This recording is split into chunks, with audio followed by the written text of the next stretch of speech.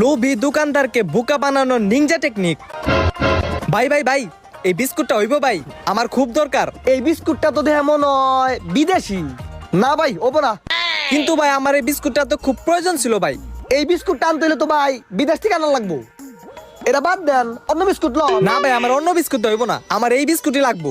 আসলে কাহিনীটা হচ্ছে কি, এই বিস্কুটটা আমার গার্লফ্রেন্ডের অনেক পছন্দ, আর কালকে আমার গার্লফ্রেন্ডের বার্থডে। ভাবতাছি কি 20-30টা বিস্কুট আমার গার্লফ্রেন্ডের গিফট দিমু।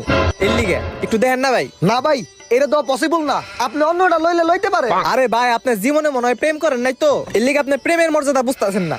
আমার এই বিস্কুটটাই লাগবো, আপনি একটু ম্যানেজ করে দেন না। যত টাকা লাগুক আমি দিমু।